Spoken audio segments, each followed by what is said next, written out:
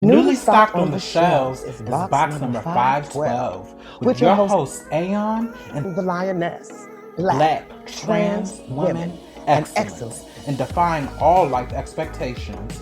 The show begins Now.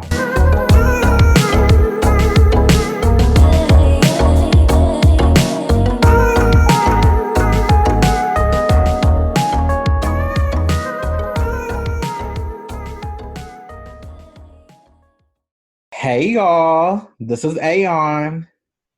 And the Lioness. And you're back for another episode of box number 512.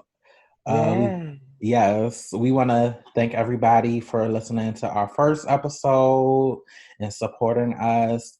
And just make sure that you subscribe. All of our pages are now up and active on social media. So we have a Twitter page, a Instagram page, a Facebook page. We'll have a YouTube page. I don't think we won't be putting like original videos on YouTube, but what we'll try to do is try to take the episodes and upload the episodes to YouTube so you guys have another way to enjoy our show. So before we get started, what's going on, Lioness? What's your tea? You know, girl, living, loving, laughing, trying to keep during Corona, this thing. Girl, during the Corona, all in it.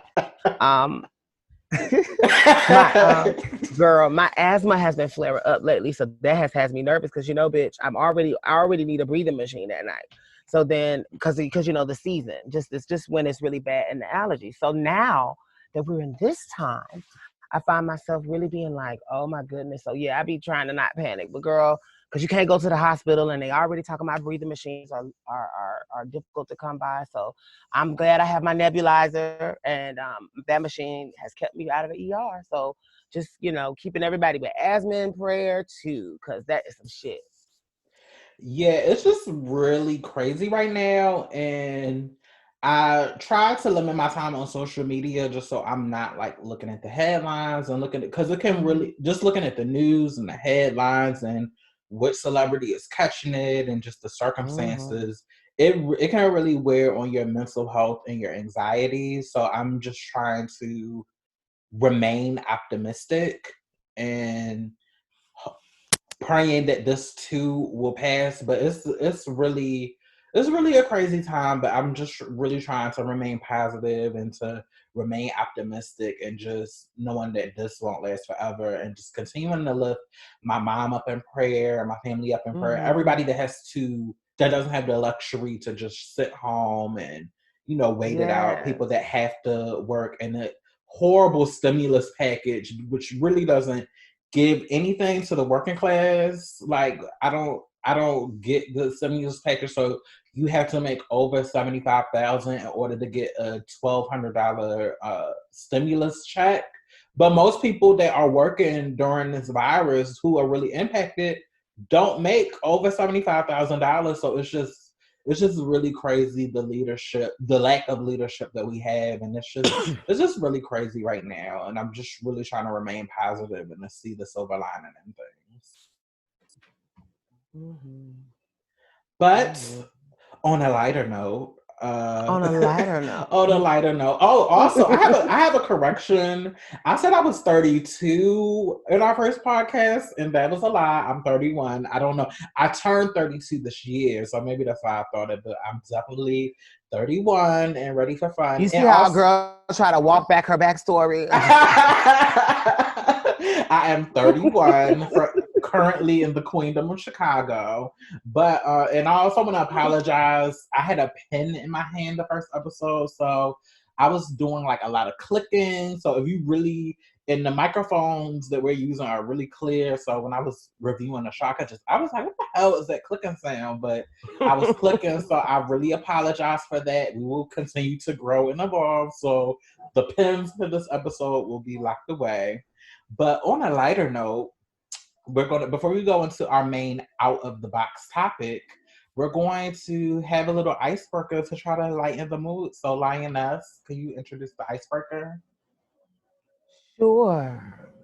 So I was thinking today, because we knew that we were going to give you guys a little slight, Corona update. I was thinking, what would be a cute way for us to get our newly started clientele or our podcast listeners to get to know a little bit about us and do something fun. And I thought, what about if we did tell us about your favorite era, what you like about it, and what era do you like and why, essentially. So I think that would be a great icebreaker. So, Brianna, I want you to start. What is your favorite era and why?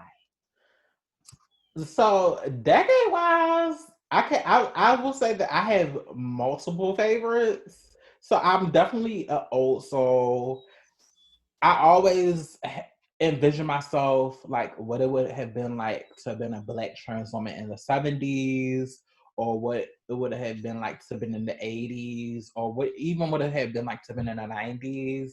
And for me, a lot of the reasons why I gravitate to those particular decades, it's really all about the music for me. It's all about the music, the people, the clubs. We all know that black trans women, beautiful black trans women, existed during during those eras and time periods. But for me, it's all about the music. I just feel like the music was so much better and the clubs are so much better, and just like the stories that I hear from people from those different time periods, it makes me very intrigued to really want to go back and live out those time periods as an adult. The 70s, obviously, disco, and just like the um I don't know. I feel like men look better back in those time periods too, because it was Let's like, say that thing. yeah, Say that thing. it's Yes, like girl. especially in the 90s, because that's like the only reference that I have, because I was alive during the 90s. Like, I don't know. I just feel like the men look better. I feel like the men look better. I feel like women were prettier, because like that really separated the beauties from the non-beauties, because you really didn't need that much to really get you through. I don't know. It's just the music just it's just the music, the specific music that comes out of the 70s, the 80s, and the 90s, like that's what has me nostalgic about really wanting to like live in those periods. Not so much the 60s. It's like no shade to the 60s, but I get very much like Motown era, and while I do like that music and it's a very foundational, that music is not some of my favorite music. Right. I feel you. I feel you. Yeah, I agree with a lot of what you said. I think, to your point about the men though, girl, listen. I I'm gonna let you finish your thought on yours, but I just want you to know that I can genuinely appreciate the back in the era where men had a different type of way that they expressed their masculinity that wasn't so focused on a label. Oh, girl, it just does me in every time. And so, but yeah, I agree about the men and how the men have evolved to becoming something that now I'm having to adjust my lens about. And I guess that's just as society evolves in general. But just visually to my eye, ooh, it's nothing like a man from the 70s. Mm. It Tight doesn't for me. pants, open shirt, Listen, afro, chest hair and velvet everything. bottoms, honey. The Now, big mutton chop the big mutton chop sideburns, even the body hair to me is everything to me, because they were men. now They the look 80s can nice. keep the jerry curls. I could do without the jerry curls, but See, that's when things started getting left for me. it Because then it went from being and I respect that. So then on the flip side of it, so let me give mine. Are you done? Were you done with yours, Brianna? Yeah, I'm sorry. yeah, you can go. Oh, okay. So mine was the 70s. I feel like just my spirit animal is 1975. I don't know why, but all the way down to the way the music was, even the cultural revolution that was happening at the time. I feel like I have a boldness of spirit and a personality that really, really, really and I feel like the revolutionary parts of me could have really been accepted in that time frame. Um, even all the way down to, like you say, the music and the fashion. Like, I was watching earlier today a black exploitation movie, and when I tell you that was the most hilarious thing, but it showed black life on many levels. While it was funny and it had its problematic issues that they discussed, it really, really was. I could tell a time when black people were determined to see different representation of themselves, and they were also taking the stereotypes and turning them on their head and making social commentary out of it. And so it was just a very powerful time. And so just that is just so exciting. But then the men, and like you said, the way their pants fit, girl, it's just, that was a blessing to the earth. And I think we should go back to that. I'll take tight pants if they bail out at the bottom, but these skinny jeans are wearing me down. Or even the early 80s, the booty shorts with the crop tops. I'll take that as well too. See, that's where you see. But the pieces wore them back in the days, and it was no tea. It was no tea. See, we live in the era now where the men are getting BBLs, and I just excuse me, girl. Listen, it's 2020, Garney. It's 2020.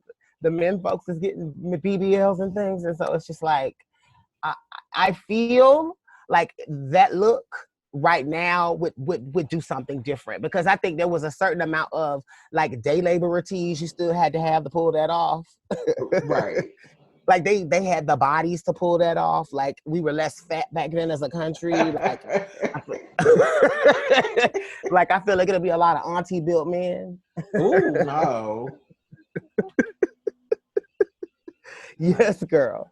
So no, girl, that's not really my tea. But yeah, and the 80s though, I think because of, like you say, the way I feel like our sisters in community were able to come together and like make change as a result of this virus and how it was impacting the community. Like that era was very powerful. I feel like a lot of our leaders that we stand on the backs of really, really were able to, unfortunately, because of the issues around the time, really had to step up and really be bold in a way and risk their lives. And so that era seems like it was a really great time for transformation and change. Not to mention, I am a gaudy bitch, gaudy, and the fashion, the shoulder pads of the 80s, right, the carry of it all, the brooches and bangles and belts. I am very that girl. The big I'm very hair, diamond. honey. The hair. Listen, I need a helmet. My favorite thing in this world when I wear my natural hair is to go get what I call the news lady helmet. Baby, listen, that coif where it's so layered and feathered and flipped and curled, but you know that not a breeze in the world could blow that. No, 80s hair is everything. It's just everything you want. It's just the hair, and then the 90s was just, the 90s to me is just like the puss of it all, because it was just like I had nothing but good memories from my childhood in the 90s. And I always wonder what it would have been like if I would have been an adult during the 90s. But from a child's perspective, it's just certain things about the 90s that I miss so much, from the music to the TV to the food. I feel like the food tasted better when I was a kid. Like everything, it wasn't all of these fake preservatives. I miss the 90s. So yes, I miss the 90s as well. The 90s was kind of like my teenage going into like my adulthood. And yes, so like I graduated from high school in 2001. So I'm technically what they call the first millennial. So I graduated 01, I turned of age. First class of the new millennium. And I feel like I'm one of those people, because I was born right at that pivotal, I came of age in that pivotal moment. I'm still very much a 90s girl at heart, because it takes a minute before the culture truly shifts when you're coming out of a decade like that. And I feel like I started my transition kind of like in high school on my own time, trying to do what I could to bend my parents' rules. But a lot of my influences around what beauty looked like are like 90s. So I'm very much the girl that's going to give you some claws when I'm feeling fabulous. I'm very much the girl that's going to give you, my hair and my nails and my outfit. I love cluster diamond rings. I know that's some 90s shit. I love necklaces. I love stacking bangles and necklaces. I can appreciate a door knocker. Right. I miss when we used to could wear hairstyles where they could last a week, bitch, where you could tie them up. I low key kind of miss a good French roll. Bed with the toilet seat. I mean the toilet paper roll, honey, that they stuffed inside with the Listen, you don't beads on the bobby understand. pin, the beads on the Listen. bobby pins that didn't close. A You telling me time, a they don't time. do them like they used to. Them They don't. you used to have to be a creative bitch and damn near a visual artist back in the 90s to do hair. I had so many minutes. So my mom, her friend that worked at the hospital with her was also in hair school, and I just had so many memories of my mom's friend coming to do her hair in the kitchen. And it would be like in those like banji cut up styles where you had to use the wax to hold them up. And I remember I had vivid memories of her going to get her nails done at the mall every Saturday with the air. Like I remember the smell of the nail salon like you could smell the acetone from the parking lot, Mm-hmm. bitch, before you Yes, even got God. to them. And let me tell you, they don't even do nails. And for all of my ladies that have been getting their nails done since the 90s, because I'm one of them. Baby, my first full set was a good 99. And I want you to know right now, them nails ain't the same. I don't give a damn what nobody trying to say. At some point, they decided, these black bitches will keep coming if we make the acrylic just good enough to last, but not enough to keep her. Cause when I tell you, I could keep. Yeah, it was very common back in the day for you to see a lady with her acrylic so growed out that you could kind of see. And I'm talking about with the very long nails. You could see where she needed to get a feel, but she didn't have. She may have been low on her money, but bitch, the nail could be long and it would stay on your hand. Now you will be missing a whole nail. Mm. It will take your whole nail off, bitch. Because these now they not built for it tough like they used to be. Them acrylics back in the day, ooh, I don't even know what they changed, but they did it, and nothing been the same since. And even these newer products, they're good. And now I'm not so I don't need them to be so death-defyingly long, so I don't need all that. But baby, I miss them old back in the 90s. I miss some of my nail techs that passed away now, and I'm like, ooh, girl, shout out to Vivian, bitch, shout out to you, girl. Thinking of all those memories, it makes me feel. I feel warm inside. I feel warm and tingly inside, and I hope it's not an impending illness, but I feel warm and tingly inside So right silly. now. No, you have to be aware, Mister. You have to be aware, honey. Mm-hmm. I We mean, do. We do. I didn't so. discourage you but so much, girl. I'm like, yeah, girl, stay over there with that shit. Love you a lot, but I want to live. So we're gonna go into our main topic for the day, our out Mm-hmm. the box topic. Uh, this was inspired. This is actually inspired. So Samaya, well, I'll let you talk about. So Samaya went on Marsha's plate. Samaya and her husband were featured guests on Marsha's plate on the Marsha Plates podcast. Shout out to Diamond Styles. Mienzi. And Hey. basically, Samaya and her husband basically detailed their love story. And part of the conversation that really resonated with me is when Diamond asked your husband, like, how did he know that he wanted to partner with a trans woman or he wanted to search with a trans woman? And if you want to get the answer, you should definitely go listen to that episode, Making Love Work, on Mm-hmm. Marsha's Plate podcast. But Samaya is married. I am a single woman. And as someone for me that's dating, that's looking to be partnered primarily to a black man, uh, that's a question that now, as somebody who's in my 30s, that's a tough question that you have to ask a lot of these trans attracted men.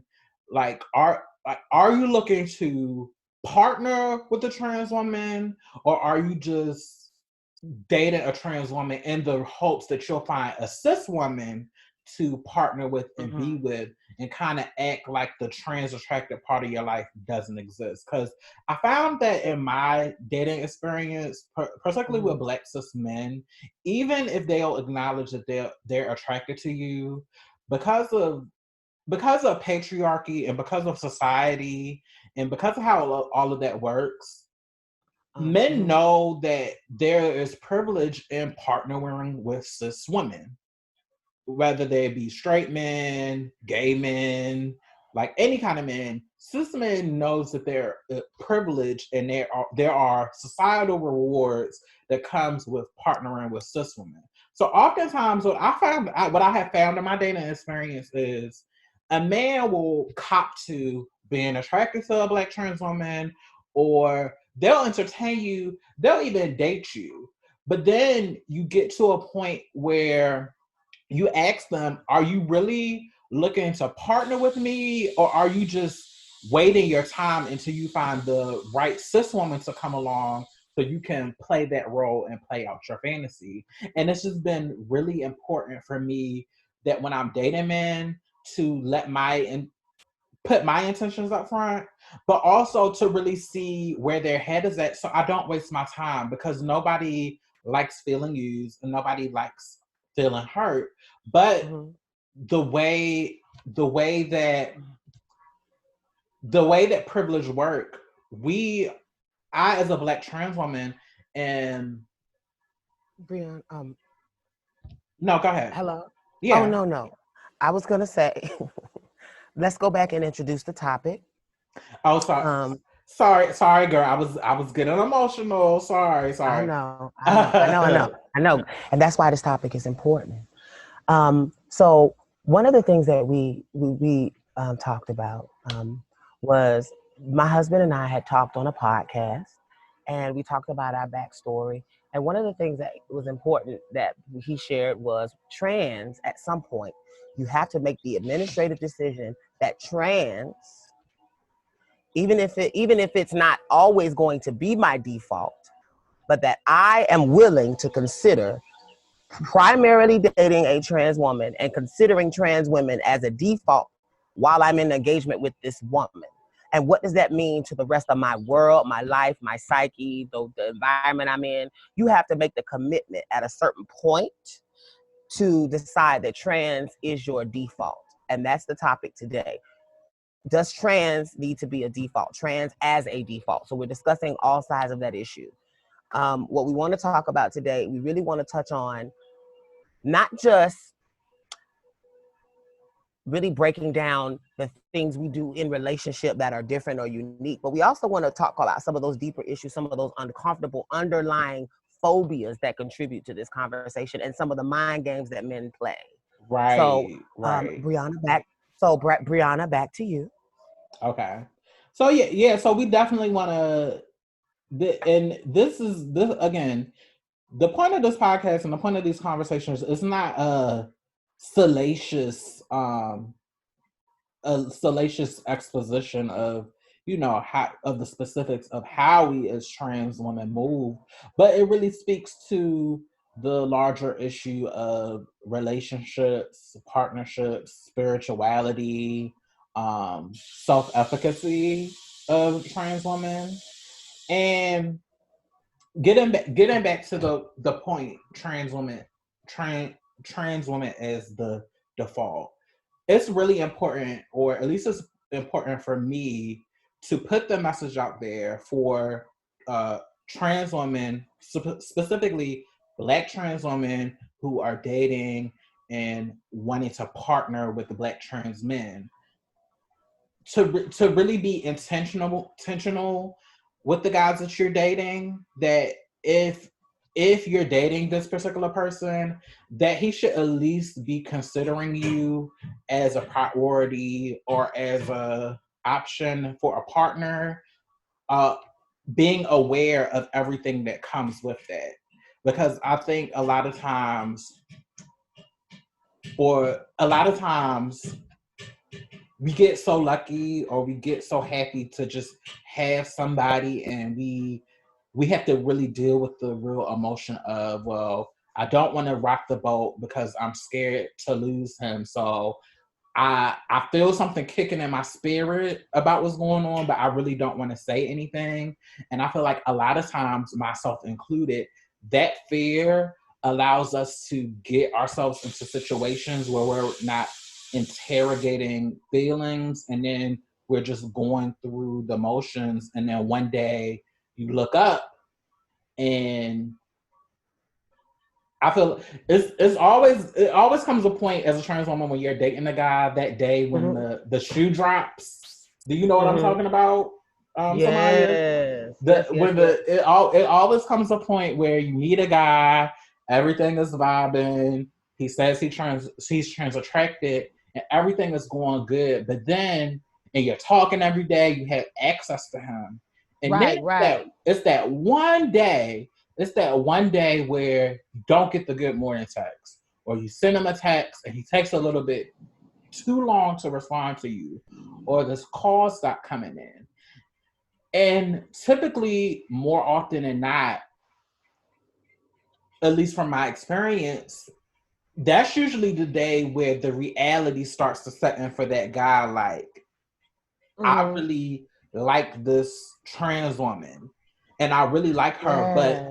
all of these other feelings and emotions start running in because, and I'm only speaking from my experience of it, I Mm-hmm. feel like guys have a difficult time reconciling how to fit this trans woman, this black trans woman, into their cishet life. And it's a lot of times it's because they really haven't done the work to really interrogate their own selves and to explore that for themselves. So they're not ready to have you as the black trans woman as the default. So then they get Right. scared and then they just leave you high and dry, and it's a very hurtful and traumatizing feeling. But me, because I've been through it so many times and because I've taken the time to really like interrogate it and to really say, well, even before we get to that point, Uh-huh. you start to ask these men questions and really pry into their lives. And one thing one of my girlfriends always tells me when I date men is you need to always interrogate or ask, because I don't want to use the word interrogate, but you always need to Uh-huh. question, is your life set up to date a trans woman?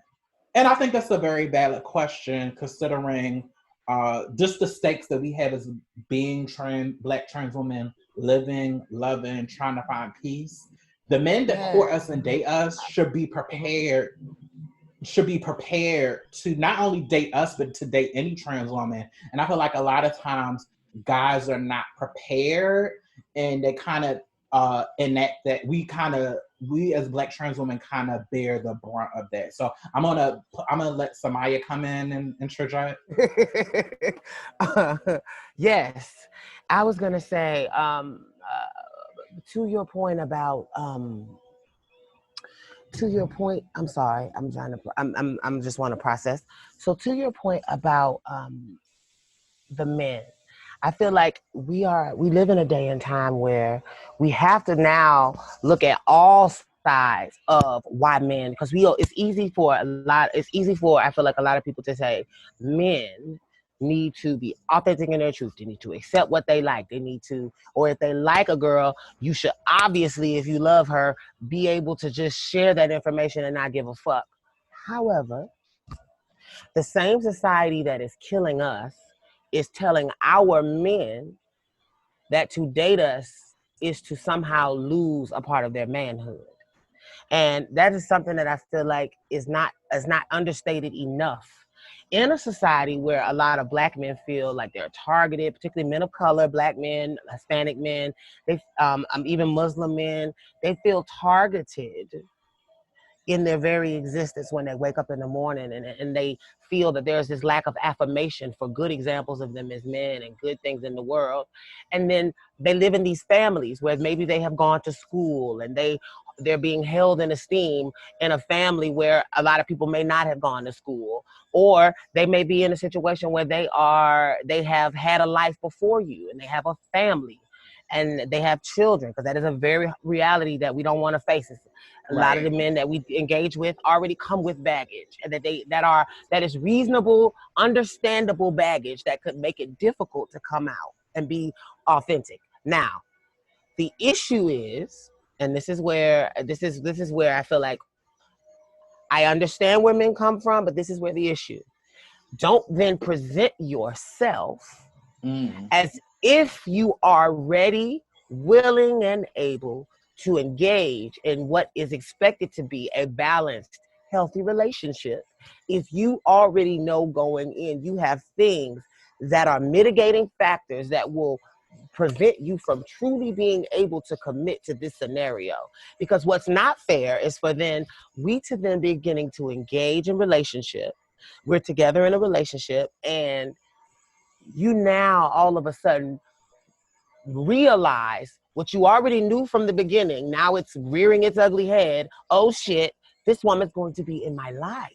She's going to be in my world. Will I Right. be able to introduce her to my child?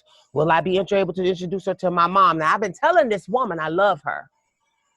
I've been telling this woman that I like her. I've been telling this woman that I want to get to know her, that I want her to be my girlfriend. But I never had a contingency plan because in my mind, and this is where we have to be real, a lot of men encapsulate us into their little private fantasy worlds because of the taboo. Mm.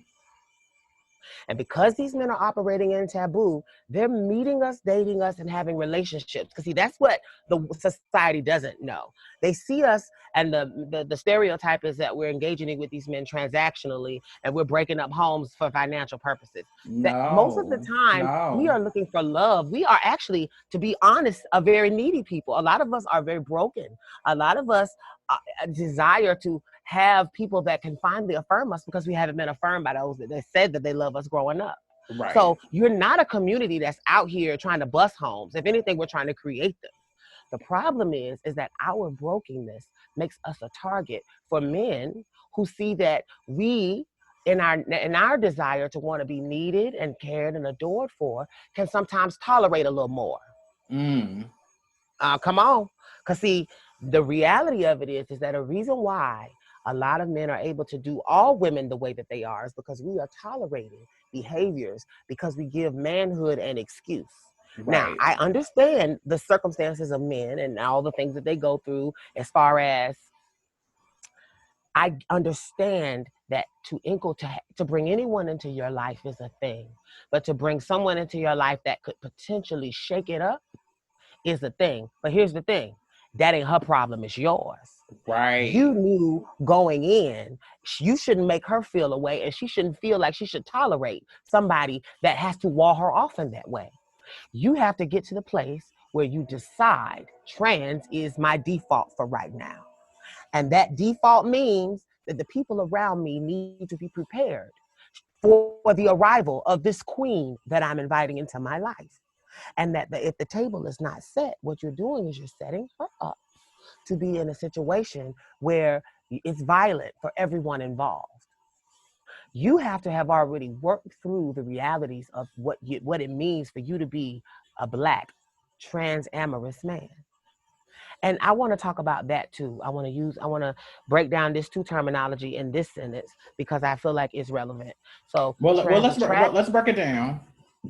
to be trans attracted means that, and this is, we need to be real, 98% of heterosexual men can be trans attracted. Let me say that again. 98% of heterosexual men can be trans attracted. That can be a soundbite if you want to take it. Can be. Do you know why I say that? Because we are very beautiful women. Now, whether you like us, love us, hate us, you can't deny us that. We're beautiful. We're beautiful. And our femininity is very, very studied, and it is very, very efficient. We've learned because of a strategy of survival, because if I did were to come out the house looking raggedy, I'd be called a man. So I have to present myself in a certain way, and that tends to be a very put together way. Now, add on to that factor, the fact that I am very sexual in the way I carry myself. And we're beautiful people. You can't deny us that. My point there is trans attraction is different than being trans amorous. Mm-hmm.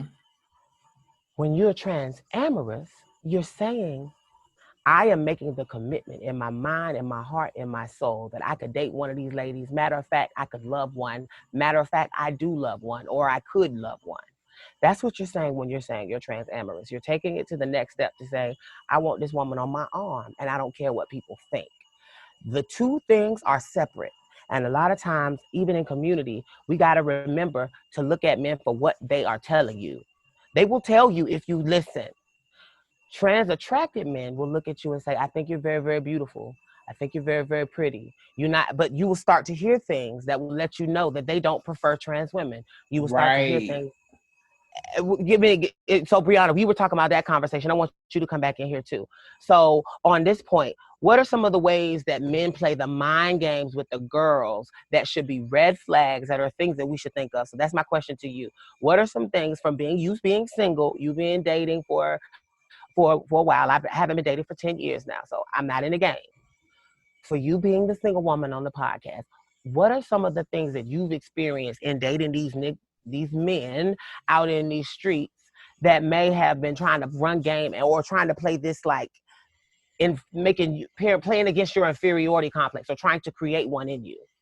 Well, really, it goes back to just what you said. You have to listen. A lot of times, and I'm gonna say niggas because I date black. These niggas, they will tell you who they are up front. So it's little things just like, uh, I'll treat you just like any other woman, which to me is very triggering. Only What because does that mean? are you? I'm about to say, Explain that. are you king on the mic, bitch? No, for me, for me, that's very triggering because yes, while I am a woman, I am a trans woman, and that my walk is different. That colors my life, and if you choose to be with me and you choose to partner with me, it will eventually impact your life because you're purposely choosing to be with me. And to me, when you say that, it makes me feel as if you kind of want to ignore or erase my transness in order to make you feel comfortable. Because eventually, if we're together, something about me being trans is going to be a complication in our life. And for me, I have to know that you are not only aware of it, but you have the tools to deal with that. But a lot of times, cis het men want to fall back into their cis het privilege or you passing and attempts to really not deal with the fact that you are trans or they like trans women. So for me, that's usually like a first, and I know for a lot, because we have a lot of internalized transphobia as trans women, when you have no Oh, speak to experience, that. when you have Yes, no yes. experience, somebody just affirming you being this binary woman, it's like validating. It's like, oh, I'm really the cunt, or I'm really the fish, and he really sees me, or I'm not like those other girls. But for me, as somebody that has been through this in this season, I'm like, I don't know if he's ready for the type of relationship that I'm ready for. So usually that's to me that's the first sign. Um, Two, because now I'm at a level professionally where I'm needed. Like, so I no longer am relegated to just like the hood boy or the hood dude. Like, I'm meeting and I'm dating more professional game. But the problem with that is they think that they're more slicker with their game. So I'll meet men that'll take me out and date me and will be seen with me in public. And because we as trans women are not really used to that, when a guy comes along and he winds you and dine you, at first glance or to the naked eye, it seems like he's down or he gets it. But if he's not really taking any steps to like really integrate you into his life, that's usually like Ooh. another red flag for me because one of like the hallmarks of being in a relationship with somebody is like, okay, if you like me and I'm important to you, I should start to come around. I should start to meet the people in your life, your mom or your dad, or even if we're not that deep in dating, at least your friends. Mm-hmm. So the Right. fact that you want to keep, like you spoke to earlier, you want to keep this part of your life secret or keep it compartmentalized. That's usually a red flag with me that you haven't done the work or you're not ready to do the work. And if I ask the question, because with me, because I know what I want, the question is going to come. And if you're not ready to answer that question, I'm not even going to waste my time, because I'm just at a point where I don't have time to do the back and forth with somebody that hasn't accepted their own sexuality. There's nothing wrong with my sexuality. It's you. But because of your privilege, and because most men really don't, the bar is set really low for most cis het men. They're not really taking the task for not really questioning and affirming the things that makes them different or the things that makes them unique, so they can just skate by. Mm-hmm. But for me, if you want to be in a relationship with Aeon, or you want to court Aeon, these are the things that you have to do. But for me, the two biggest things is the language Mm-hmm. and how a man talks about my transness or talks about their trans attraction, Mm-hmm. and two, is their actions to failing to integrate me into the life, or failing to take the regular steps to progress a relationship forward. Because I'm at a point where I don't want to do the secret relationship, or that really serves me no purpose. But I'll let you get back in if you want to add something. Yes, yes, yes. I was gonna say I wanna acknowledge also that I think a lot of times the signs that someone is not inculcating you into their life are subtle. Mm. I don't think so. Very rarely. So let's say you're dating a guy and y'all are vibing, and the first date is turned into the second date. The second date, oh, then the third date. By now, y'all have probably had sex. You're vibing with him. The sex was good. So now that steps it up another level. So now you're being intimate with this person, and then you start, like what she was saying earlier, you start feeling the withdrawal, right? So in that process, a lot of times what men will do, they will begin to realize, oh shit, I like her. Oh shit, I got comfortable with her and maybe somebody saw me with her. Oh shit, what if I have to tell my mama? What if I have to tell? So I want to acknowledge that in that moment, I think us women, we have to then already off the rip, when we see men begin to pull away, this is where you actually confront the thing head on.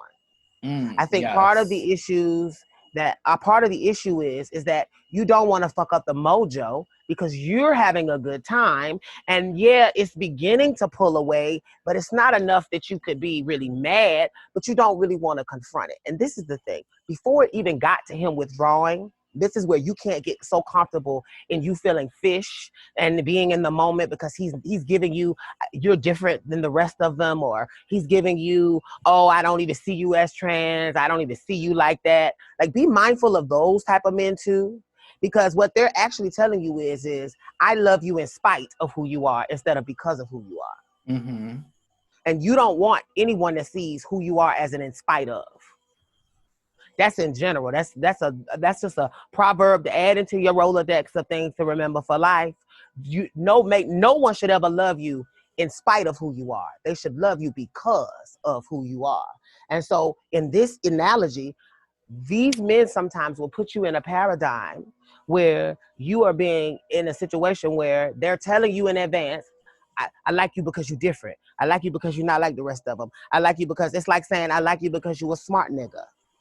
I like you because you went to college. It's like saying, I like you because you're slim. I like you because it's so superficial and surface, but it sounds like a compliment, because at the end of the day, it's a fine man, somebody that you love, someone that you've now had good sex with, and that has taken you in public, and he's now giving you signals that he doesn't necessarily see you for who you are. Now, fast forward, now he's pulling away. What do you do? I think you should confront it right then head on. But I also think you should already prepare yourself for the reality that there's a chance that his pulling away might mean, and it's a good chance that it does mean, he has not fully processed what it means to be with you. And this will come to an end. And also, I think you also have to be prepared that the way we're working it down, a lot of these men are not even going to have the language to even give you a basic explanation. A lot of them are not going to, it's not going to be this eloquent, as a lot of them are just not going to know why. And they'll try to flip it on you to make it like it's your fault for not understanding them or giving them enough time. I think the beauty of this podcast and the beauty of this conversation is because we have went through this, or I still go through this, we'll be able to be the explanation that a lot of times you never get from these men, because Exactly. they don't have to check their privilege. They don't have to, because it's so many options out there for them, and it's like, Yes. well, if she's not going to do it, somebody else is going, is going to lay down. And I want to take it a step deeper to say, you have an onus to protect your neck. Right. Right. And when you have an onus to protect your neck. And when I say that, I mean it, because I feel like we will sometimes knowingly enter situations in ambiguity. You don't know what's going on. You don't know. He's not giving you any definitions. There's nothing defined. He calls you when he calls you. So there's no real definitions. Well, relationships are contracts that are negotiated and renegotiated over and over again. So if you want him to call you every day, you should probably say, hey, babe, I want to at least check in once a day with you, if that's not an issue. If he can agree to that and consent to it, then fine. So then now you have a barometer for where to be measured. So you don't come off like you crazy because he had a busy day. Because you already know that if in the event he doesn't text you or whatever. But here's the reality. The reality of it is shit happens, life happens.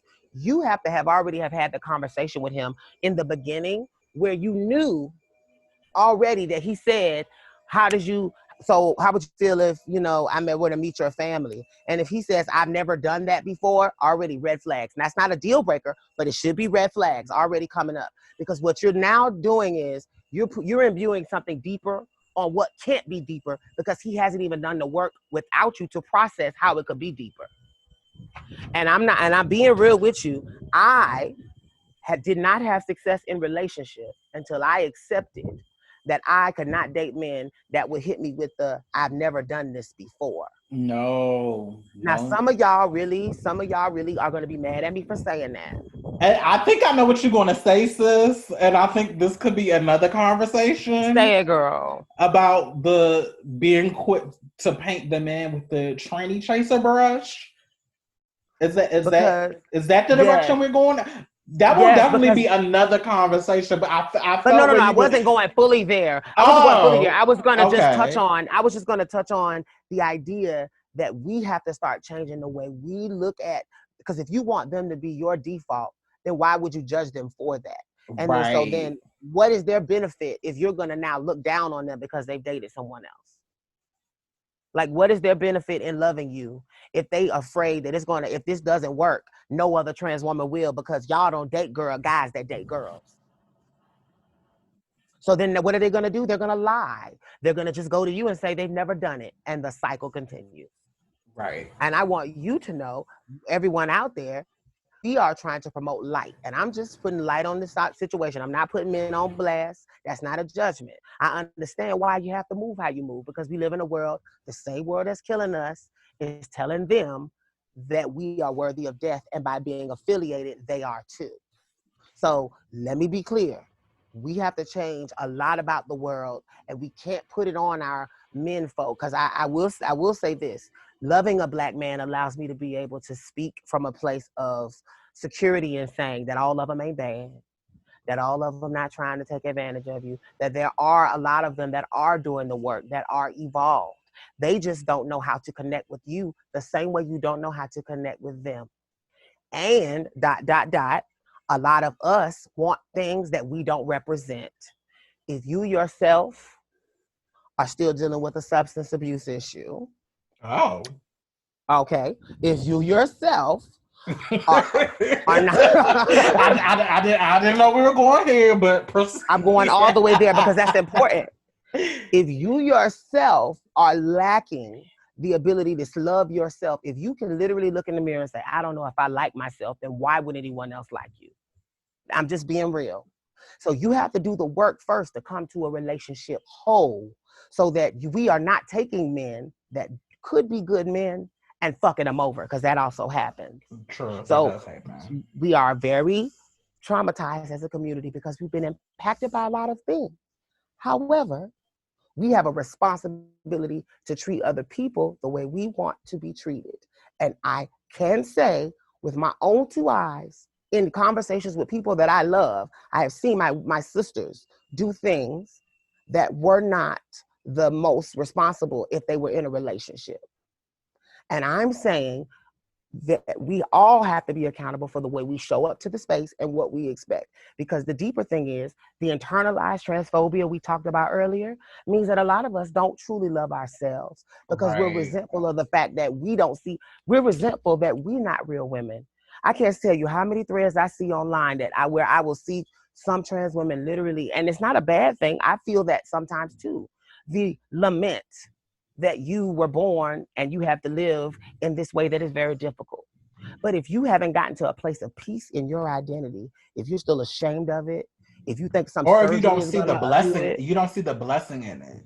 that part, if you haven't been able to see the glory in being a unicorn, you will always, always, always not be living to your potential, because in order to truly shine and use the powers of a unicorn, you have to first acknowledge yourself as one.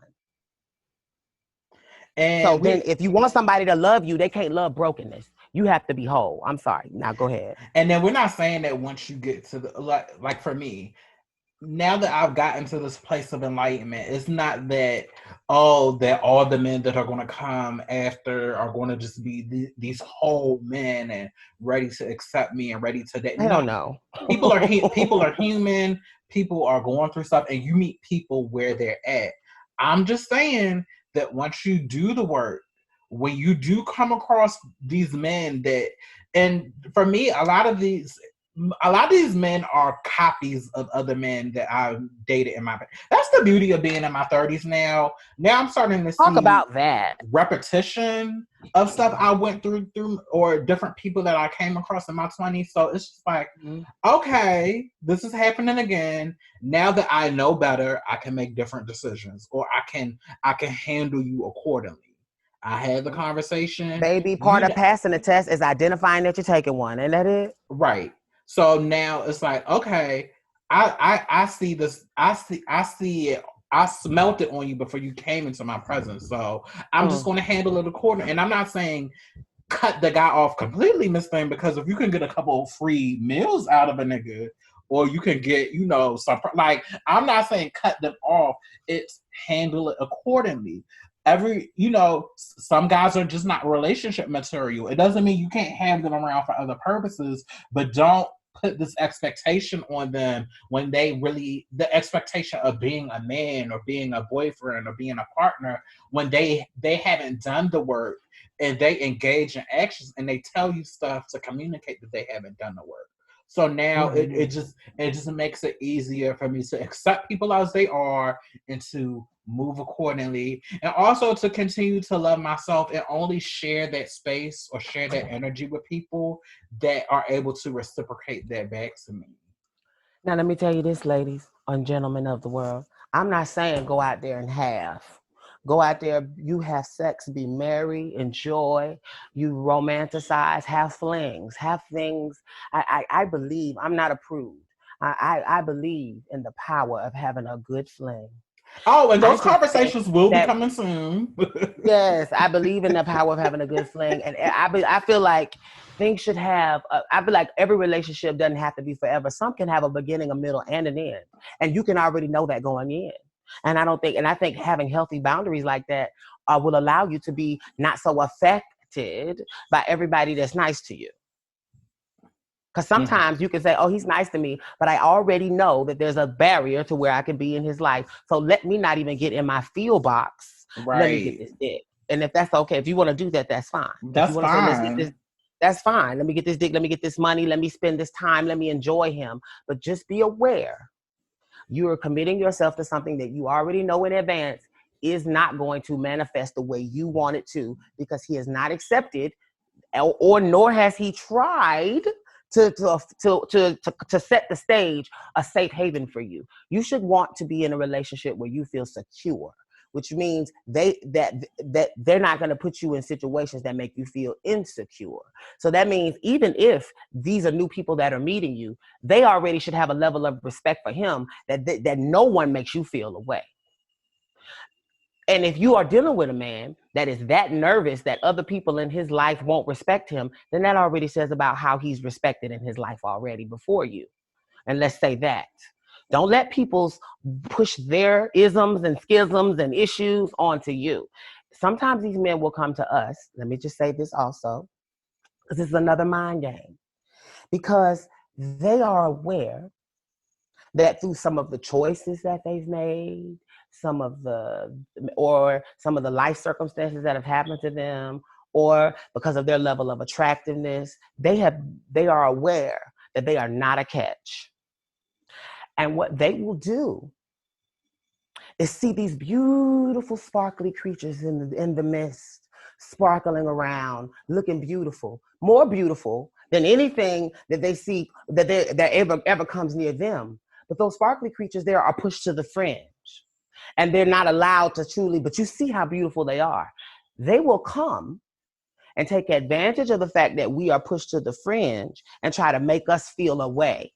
When you, sir, don't have a pot, a window, a dollar, or a benefit for you to be having that kind of attitude with me, nor are you that attractive, nor do you have anything going for you. But the reality of it is that just like in the world where you see the insecure and the inferior will try to impart their damage onto other people, we will attract men. And this is why a lot of us are so fed up and upset.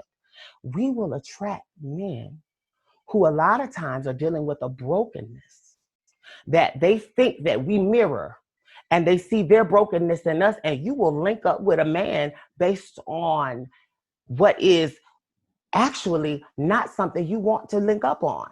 How many of our relationships are so extra deep and extra close and extra toxic because we really low-key linked up on maybe like we have a similar way that we process emotion, or maybe we were going through something at the same time, or maybe we have the same like flaws, and not like you have to really be aware that everything you bring to the table affects how you show up in the space. And I just want to say we have to be aware in advance that a lot of men that are coming to us sometimes are literally men that have been pushed to the fringe.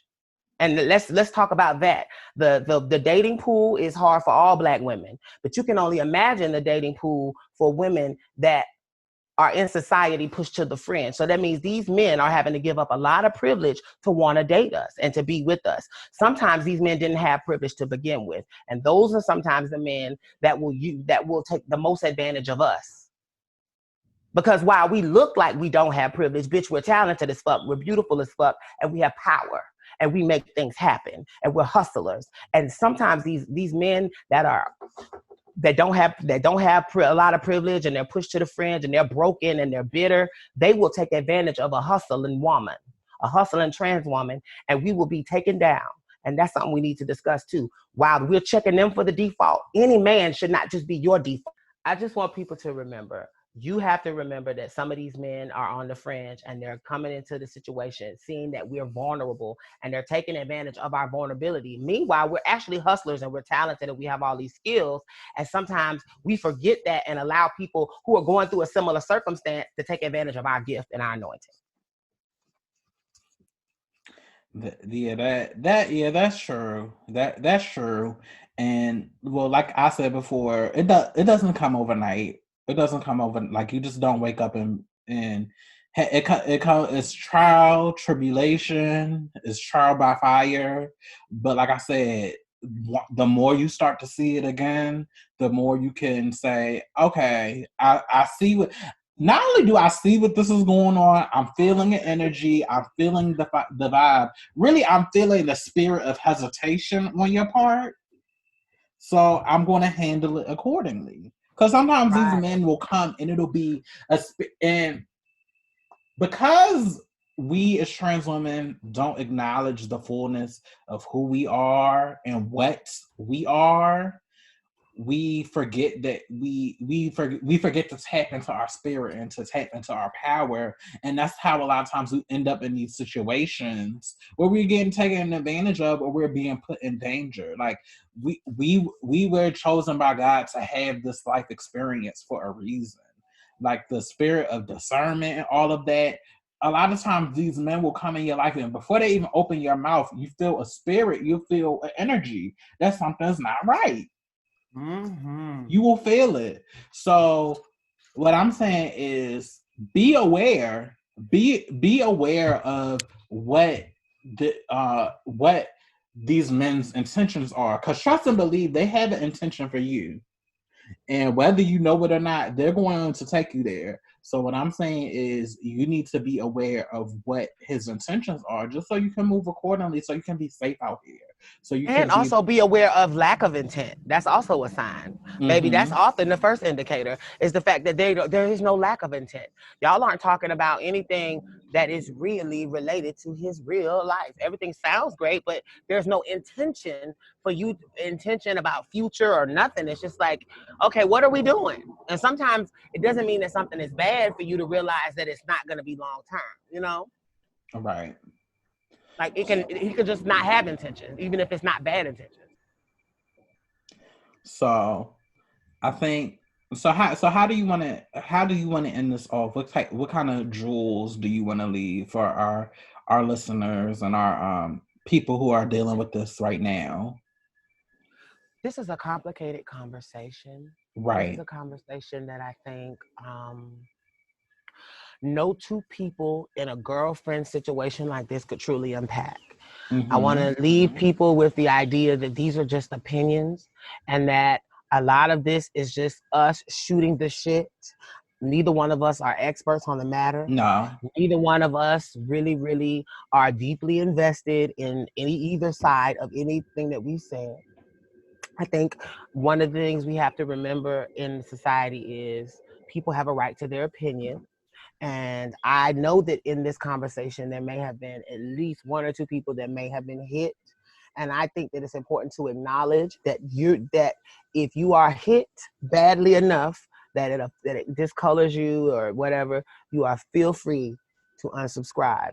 However, I want you to know that we are good people and we just having a conversation and we mean no harm. And I want to put that out there, but I also want to tell everybody to remember to just have good conversations.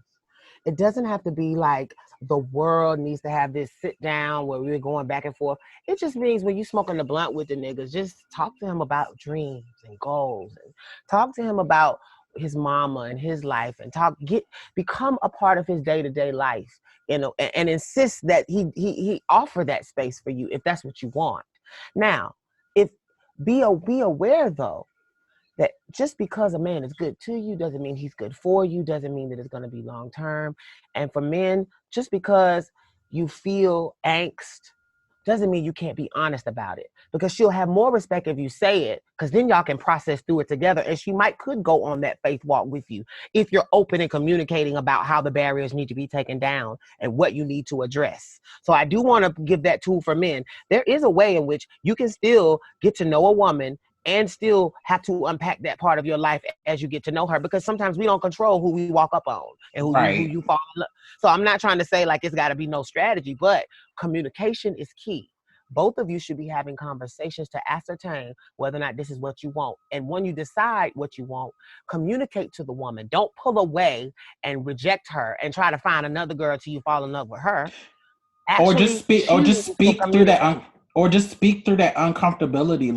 Life is about Yes. struggle, trial, and tribulation. That's not the time when Mm-mm. you pull away. That's when you say, hey, I'm really struggling this, or hey, I can't be present today because this is what is going on. And that's something that I am learning as I get older, that like when something becomes uncomfortable or something becomes shaky, that's not the time that you pull away. You kind of have to talk through those Mm-hmm. emotions. You got to.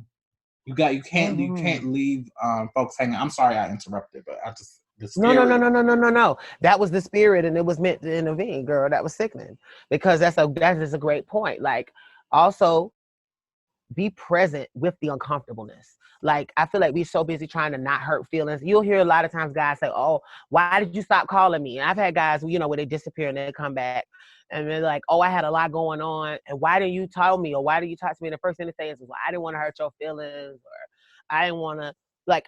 I want us all to be responsible adults, and you are responsible to communicate how you feel and what you think and what you need, and you're responsible to treat other adults the way you want to be treated. So we need to stop the days of making excuses for why we're not openly communicating, because that's ultimately what transgender default is all about.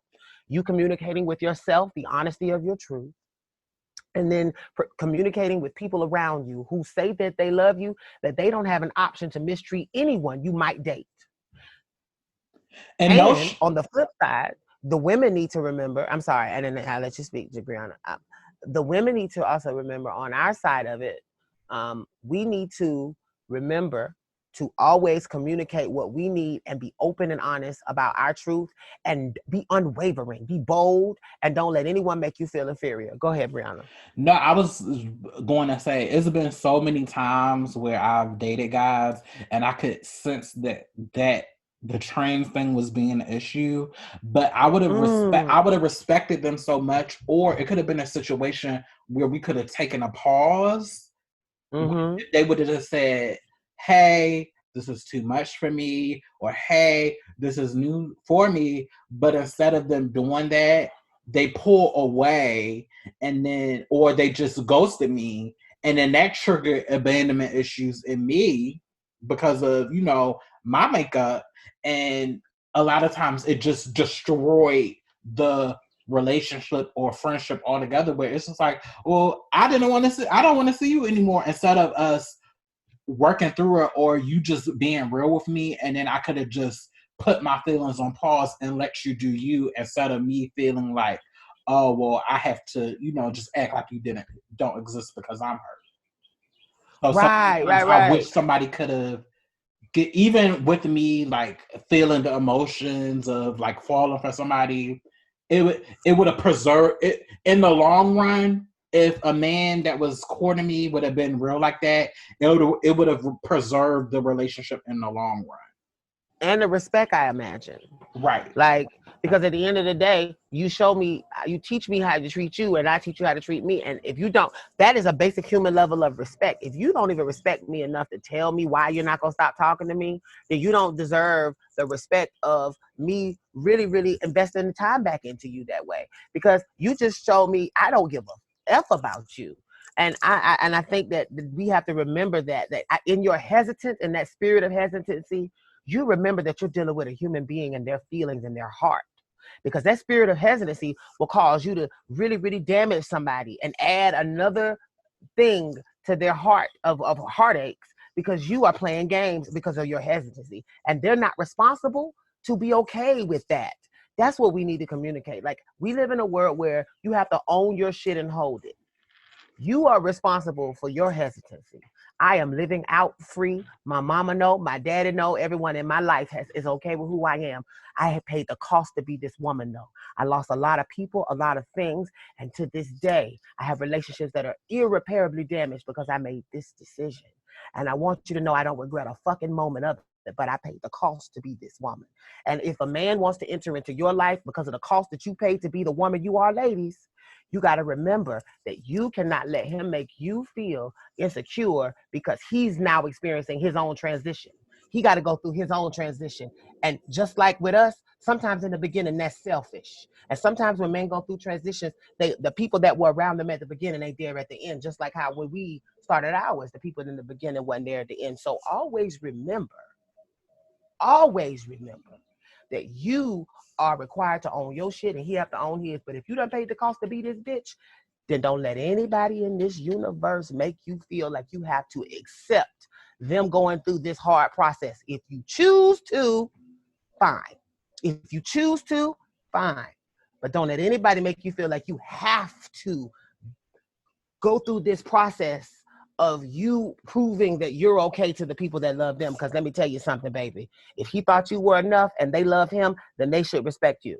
That should be enough. You shouldn't have to go out of your way to try to meet some standard before you can meet his mama or family, because that's the bullshit that plays into your psyche and diminishes your life. You were fine before you met him, and you are worthy to meet anyone or be in his life in any capacity as you are. If he can lay down with you and call you his woman, he can take you anywhere. And if he can't, then that is a red flag. Yes. And a lot of us are beautiful. We are smart. We are educated. We can take care of ourselves.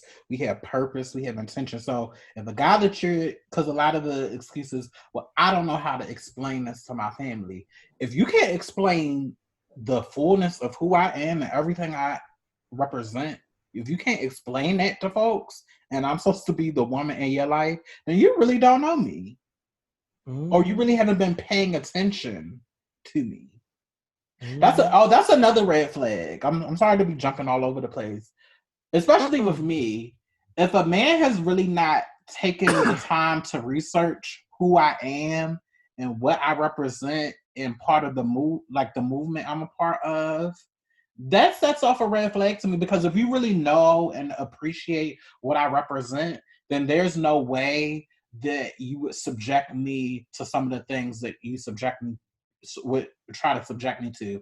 How am I supposed to represent revolution and light and authenticity and advocating for the rights of trans people when I have somebody in my private life that is not on that same level, or that's trying to invalidate me privately on all of the things I stand for publicly? And you actually be shocked how a lot of these guys really don't even take the time to research who you are to find out what you're about. That's also, and it's not about ego or me feeling like I'm all of that.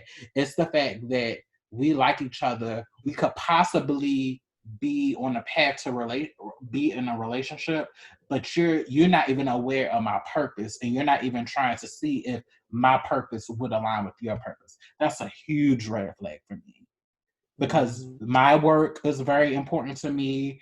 The trans community, Black trans folks, are very important to me. And any man that comes into my life, I don't want to have to hide my man from community. And I also don't want to be in a relationship with a man that only accepts me but doesn't fuck with the community that I'm a part of. I think you need to say that with your whole chest, sis, because that is a deeper issue. That is another thing to look out for.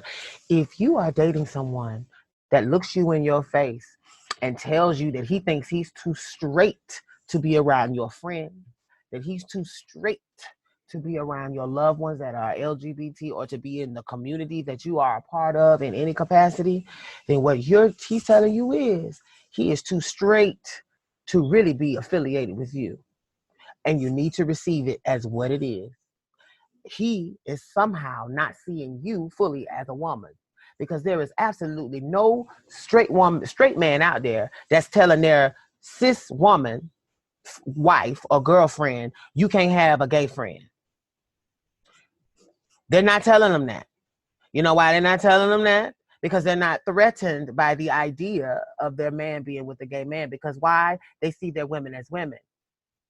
So if you with a woman and with a man that feels that he's too straight to be in your world or in your community, or he can't be invested or involved in the things that support your life, or he's not concerned about the issues that affect you.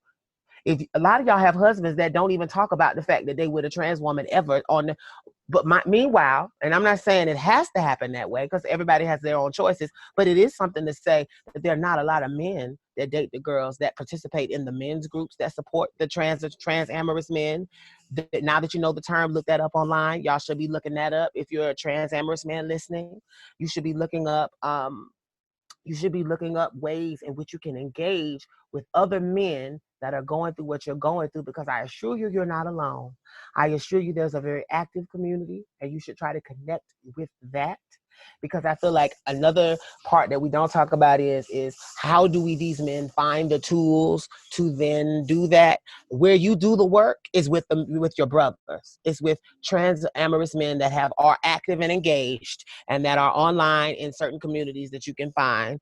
But those are the places where you actually do the work of trying to process in investing in a trans woman and having her in your life. You then approach her once you have worked through what that looks like.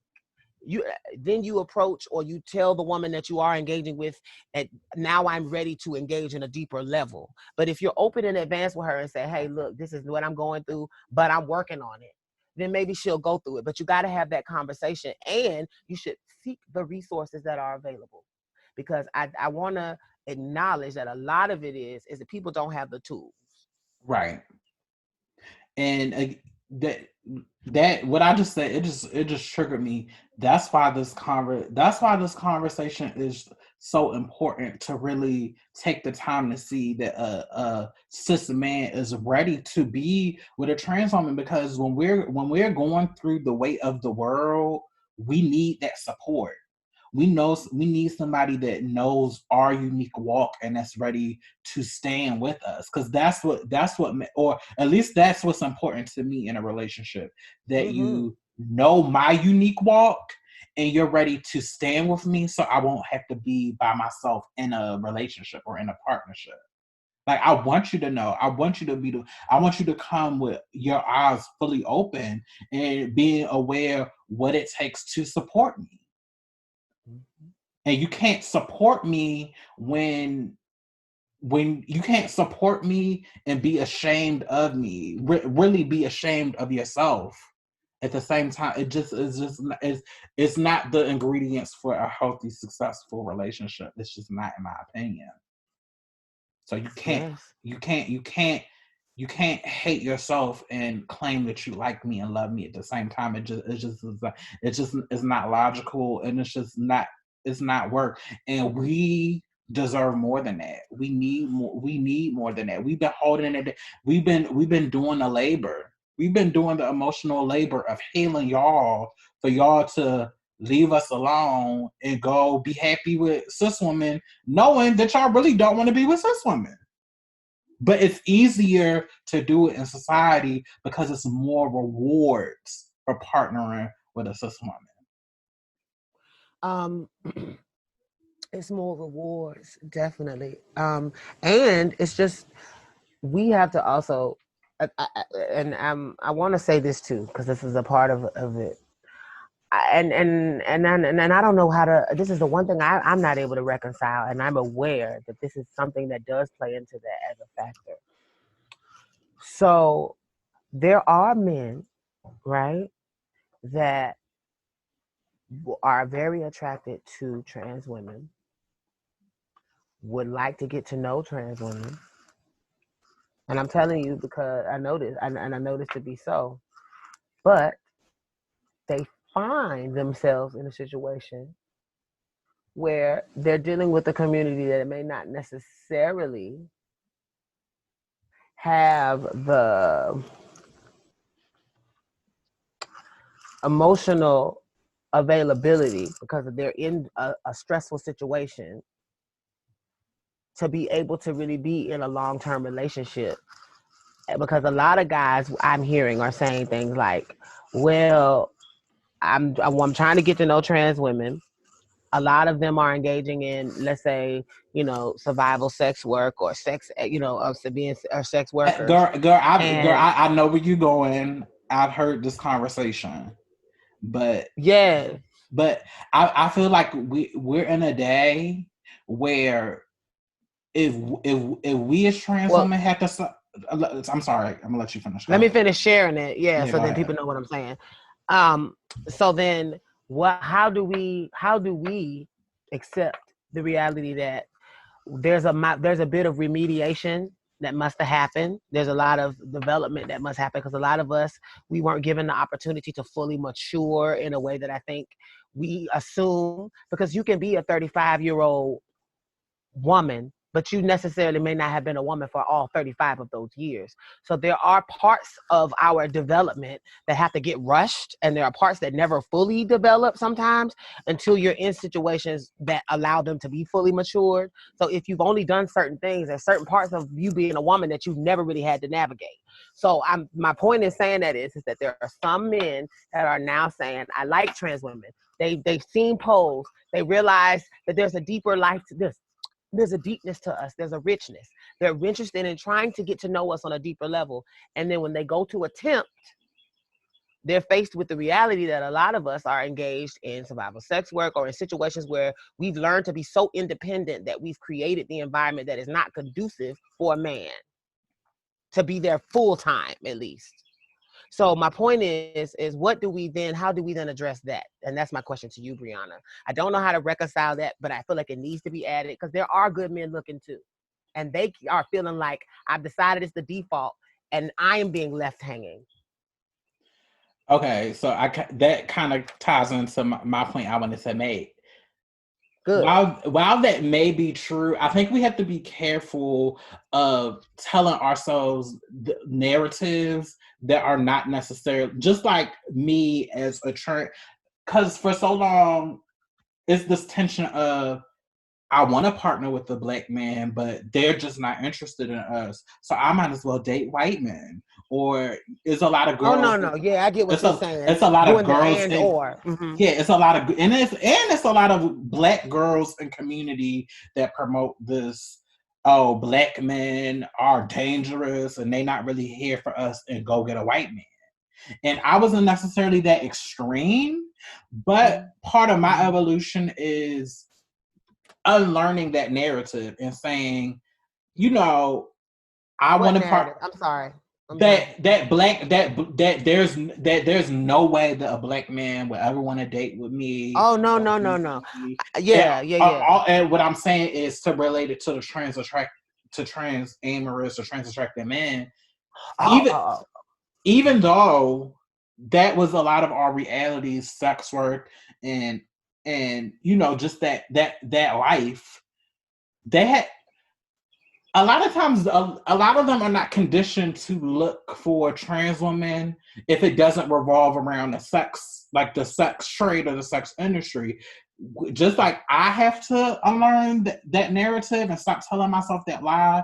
There are so many trans women, and it will be even more true as we move forward in society if we're able to calm coronavirus. But it'll still there's so many trans women, black trans women that are educated, that work every day, that are not out here doing sex work, that are out here living in their truth, and who are single and not, and can't find it. And so I'm just not going to accept that we all do sex work. Now I know that they say no, that. No, I didn't say no. And so then I'm not saying we all. I'm saying, and this is, so then you do realize that there are a lot of us, but we don't all live in the same city, right? Right. So, and we're a minority within a minority within a minority. So when it's not like men have oodles and oodles of places that they can access us. There is not like a trans, professional Rolodex that they can log into to find places. True. So we are still engaging on the same platforms as sex workers, right? This is true. Okay, so let's keep it a bean. It's not you on face front, these men can see who is who. So what I'm saying is, if you're just looking, for example, if I was just looking for trans women on the internet and I was getting to know the trans women on the internet, what they're first going to see, of course, is the sex workers, because they're actually marketing and paying for marketing to market their business. That's no judgment there. I completely get it. Get the money, bitch. I'm talking about when we're talking about the women that aren't doing it. We're all on the same platforms, and so then these men are getting to know us as they appear us, as they see us. So then even if let's say they get past that they're trying to do this for money and they want to get to know a girl, and let's say they are running across, that's what I'm trying to say, like in this event where they are running across, because I will say Atlanta has a lot of trans women, but I will say a large population of us do sex work here. Now that's a reality. That is a real, real reality. Now, whether it is permanent sex work, situational sex work, because this is still the South, a lot of us are under and unemployed. So let's keep it a buck and keep it real and say, okay, a lot of the girls are still engaging, right? In that behavior or in that practice and in that strategy of survival, and they're getting money. And I don't think that that's an issue. But if a guy is dating is interested in a relationship, and you want, because a lot of what we talk about when we're talking about these men is the expectation that they support us, the expectation that they are willing to go and do things with us, right? So then Mm-hmm. how do we address the opposition, the men that would say, I have accepted that I am trans attracted by default, and I would like to know how I can access these women out here, because it's easier to access the people that are not the girls that are the type of women we are. We purposely kind of lay low. So how would a one man find us? That's what I want. That's what I was really saying. And maybe I didn't articulate it earlier. How can these Mm-hmm. guys actually find those of us that aren't marketing ourselves for business purposes when they're just Googling or they're looking for, because if they're looking for trans women, and a lot of us are both, we do both, and that's not a problem. But what I'm trying to say is how are men supposed to connect with us? Because if we're on Grindr and the sex workers are on Grindr, then it kind of could get confusing. That's a true question, and I'm gonna be honest as fuck with you. I don't have the answer to that question. Just like I don't have the answer to the question of how am I going to meet a quality man who wants to partner, that who one wants to be in a relationship with a trans woman, and two who wants to partner with a trans woman, because just like they're on those same platforms, I'm on the same platforms trying to decipher the true intentions of these men. Most of them don't have a profile picture or don't have anything. So Say that. it's not when it's not of where's the pull at, or when can I get it, or when can we get it. It's a trial by error. It's no pulls out here for either of us. It's just taking your time, getting to know people, understanding the reality of the situation of what we're I love in. your answer here. Yes, I Understanding the love your answer. reality of the situation, and for the men, yeah, because of the way society is set up, it means that a lot of trans women, black trans women in the South, particularly, and even here in Chicago, we're more susceptible to be at the bottom rungs of society. But you still have to do your work, and you have to be patient. That's part of my process, is being patient. And it's not going my process of finding the person who I'm meant to be with is not going to look like the cis het woman that has the world open to her. And part of my evolution is learning to be okay with that. And because of that and other things that I am going through, a bitch is going to have to wait. Is it fair? No. Do I wish it was an app for me, a black trans professional woman, to connect with a black trans professional man and ride out to the sunset? Do I wish it was a bar for me to go and socialize in a regular public setting and not have it be sexual? Do I wish it was like that? Yes. But the reality is that structurally, the reality of that happening is slight. And if I want it to happen, more than likely, I'm going to have to do it. Or just like with this show, if we want to have these particular conversations, we have to build it.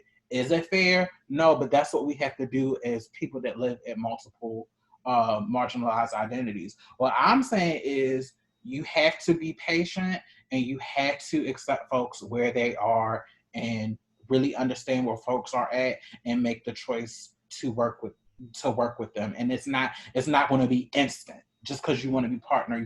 No, you have to meet people and interact with people. And the same goes with trans attracted men.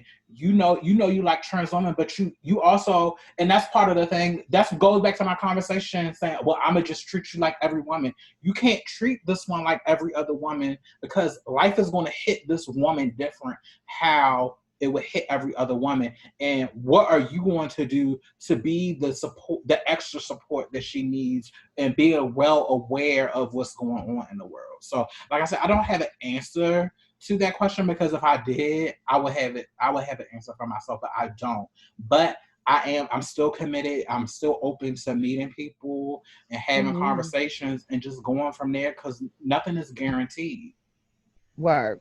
I think that was beautiful. Actually, you answered it, because if you were to actually try to give like, and this is how you do it, you would be solving the equation. You would be really, if you would, if that's the case, then the next question would be, a bitch, why haven't you applied it? So yes, the equation for all of us, and this is reality. Like, so then let me just, I'm not, without getting too specific, but like, in the reality of life, for those of us that are in long-term relationships, we know it was nothing other than one foot in front of the other, one day at a time. Your shit and my shit, we both got shit, and our shit is just happen to be where we can kind of mesh together.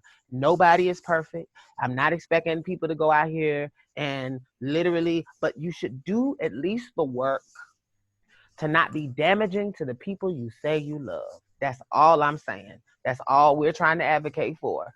You should at least do the work of not trying to be damaging. But as far as like love and relationships, I don't want it to even be like it's got to be some complex equation, because there are people that will hear this and say, holy shit, sounds like a lot.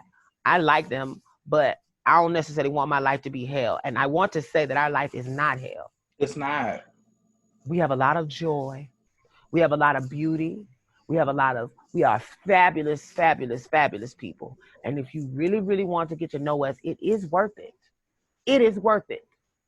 So I don't want to give you you gotta be willing to fight, and you better battle, bitch, and you better beat your breasts, and you better say fuck your mama. No, I'm not saying all that.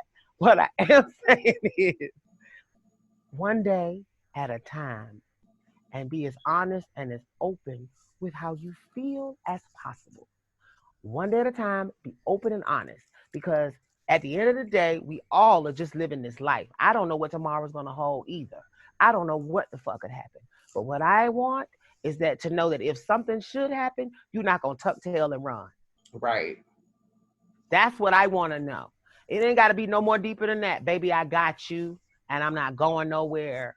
And fuck anybody that's got a problem with you, because I see you as the queen you are. If you could just adhere to that, you ain't got to do all that extra deep research. Love your queen as you say as the queen you say she is. If she's your queen, you love her as such, and she should feel that way. If that is what, Google that term if you want. If that makes it easier. But either way, like most women, like any woman, we are just asking that you present yourselves the most honest, present self as possible. And being honest means about the things that you think I may not want to hear. I really want to hear those things. Like the things that you really don't want, like, oh, she may not want to hear that I'm married. I might want to hear that. Might, bitch. I Yeah. kind of need to hear that. because while that ain't my decision, y'all grown, but don't deny her that choice by you not saying nothing.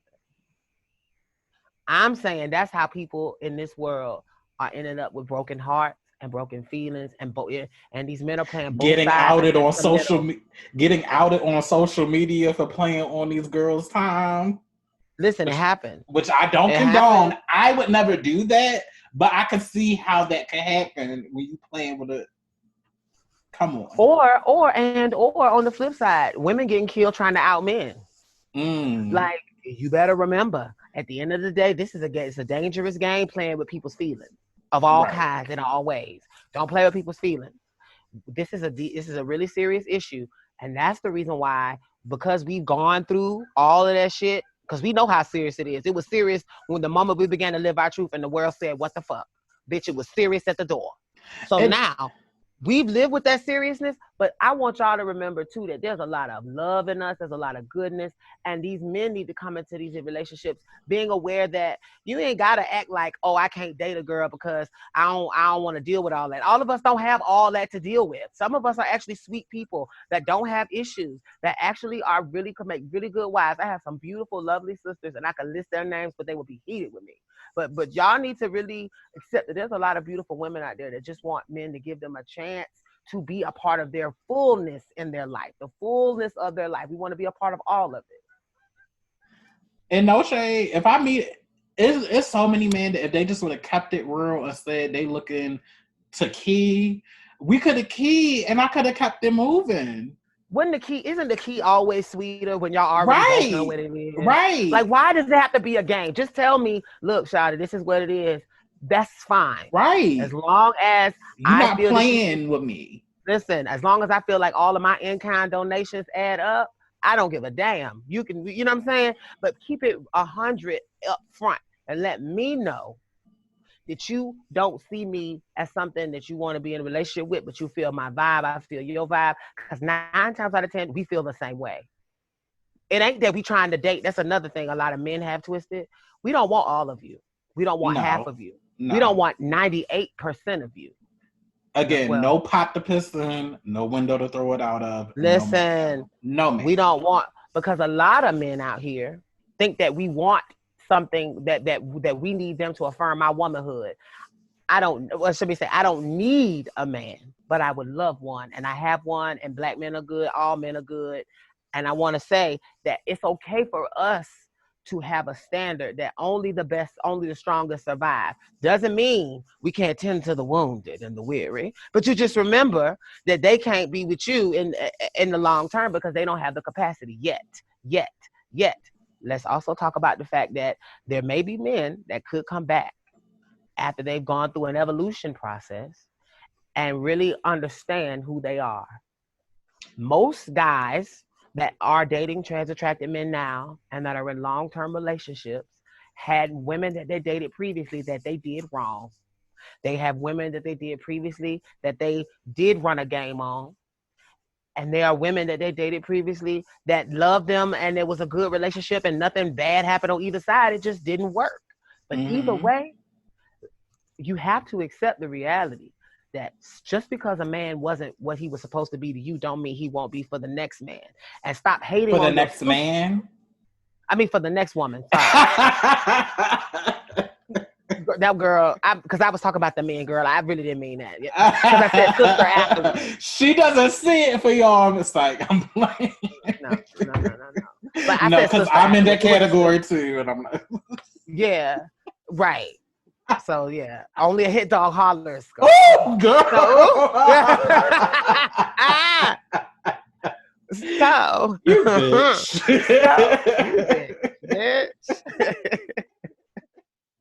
So stupid. So I was saying, if you are in a situation where you honestly, I forgot what the fuck I'm talking about. Well, let's end it here because I'm pretty sure this conversation was lengthy. Yes, don't forget. Go ahead. Well, I was going to say, don't forget everyone to like, follow, and subscribe us on all of our social media platforms. And even before that, Black trans women at any age, you are beautiful, you are strong, you are resilient, and you are worth honesty and conversation and communication. So for me, I just wanted to leave with that. You're worth having this conversation. That might have been where my lander was going. That was where my lander was going. Right. Yeah. Thank you for helping me land that ship, girl. She was out there. So I hope you ladies were empowered. I hope you fellas, because I'm pretty sure we'll eventually get the fellas listening to our show. I hope you were empowered. Listen. Any place that the Lioness is, the men folk come gather round. Yes. So I think we're going to end episode number 2. Like the Lioness said, do not forget to subscribe. Go visit us on our social media pages. Also, we have our email address, box no512podcast@gmail.com. Please feel free to send us letters, comments, any advice, bookings, appointments, right? business. The world has to get open again, honey, for us to for us to get there. But hopefully, we do cyber bookings. If we want to guest star on other people's podcasts, we could do that. Oh, that's true. And also as we make more episodes, I'm pretty sure we'll get to a point where we'll have a letter segment, which will be pretty fun and interesting. And also, like the Lioness said, we are not experts. We are just here giving our opinions, talking from life experiences. And I really hope you all enjoyed the show. And until next time, stay empowered and continue to strive for excellence. I love everybody. Bye. Love y'all. Bye. Thank you for listening to box number 512. And don't forget to subscribe. And like all of our pages on social media so you can see what we'll stock on the shelf next week. Bye.